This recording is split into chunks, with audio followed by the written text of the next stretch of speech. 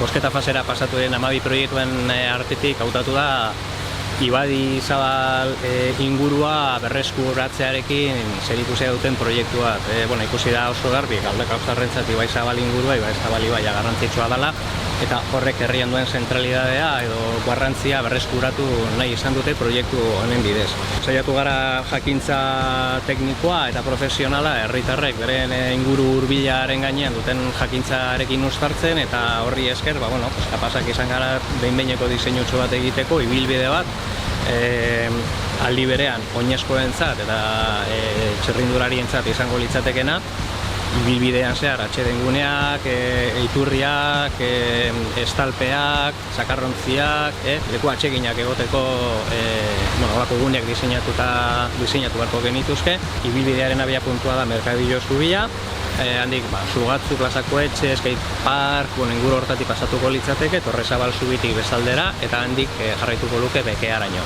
Lehen esan dugun ez behin-behineko diseinua da, hori orain proiektu erreal bihurtu behar da, eta hainbat azterketa tekniko indarko dira, ikuspuntu geologiko batetik, historiko batetik, incluso, eta hortik etorriko daia benetako proiektua. Ez dana erabat egunean bat etorriko, orain planoaren gainean diseinatuan ibilbidearekin, baina bai errespetatuko duena Galdakaotzarrek esan dutena, hau da, ibaiaren ingurua berreskuratu nahi dugu gure erabilerarako eta gure gozamenerako.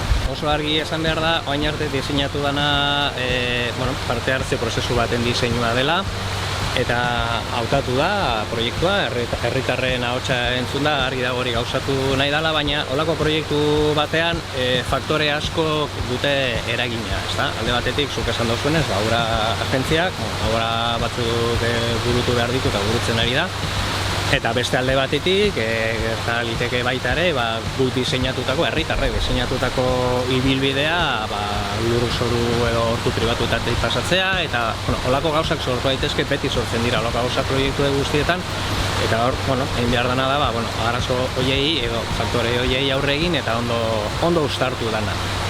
Proiektuaren arima alik eta gehien errespetatu, baina faktore horiek eragina izango dute. Teknikoki aztertu da, gauden puntutik ikusita behintzat, bateragarriak izan daitezkela proiektua, gero, beti gertatzen da, gauzak aurrera egin ahala, sortu aldirela oztopoak, eta oztopoak gaudenean aurre egingo zaie, eta gauzak azalduko dira, baina printzipioz bateragarri ikusten da.